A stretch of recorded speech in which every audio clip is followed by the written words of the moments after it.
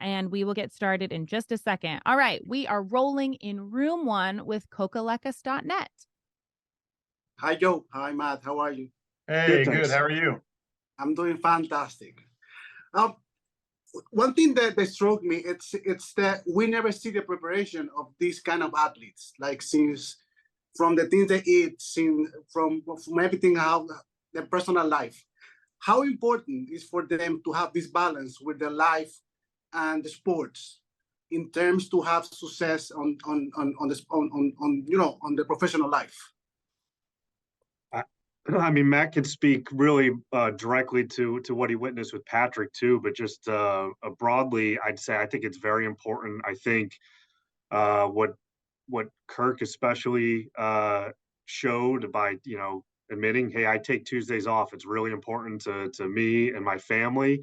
I think that's great. I think it's really a more modern, healthy way of looking at life as a professional athlete.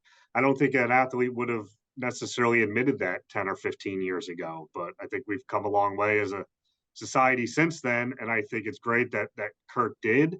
And while some people may say, oh, you're at the top of your game, you should be watching film that day. Maybe he retains more film on Wednesday because he's fresh and just in a better state of mind, So hopefully it helps him both in his personal and professional life. Yeah, I would say that in terms of referencing their dietitian and how they take care of their bodies, I mean, I think that's almost 100% of the game for quarterbacks is staying on the field. If you can't stay on the field, I don't think it matters how far you can throw a football. So the fact that these guys are so committed to nutrition, to body maintenance, I think multiple guys have credited Tom Brady with starting that fad, if you want to call it that.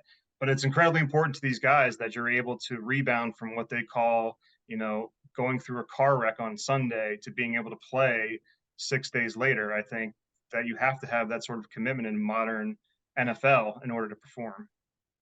I come from a country the football is not famous. I'm Dominican, so we are more baseball. And since I'm a kid, I've always listened about quarterbacks. Why do you think that even international, the figure of the quarterback, it's so important to represent a sport so strong like here, like football in the United States? I think and what I can guess is that every sport can identify that most important guy, whether that be, on soccer internationally, certainly with baseball. Like identifying superstars is something that's universal across all sports. So I think people, and our goal on episode 1 was to identify that to any audience. This is what a quarterback goes through. This is what is expected of them. You're not just in charge of knowing what every person on the field is doing. You're also the face of the franchise. You have to balance your work and life. I mean, I think these are things that speak to people universally. So I think hopefully that's what appeals internationally, just not just with NFL fans, but with fans of any sport.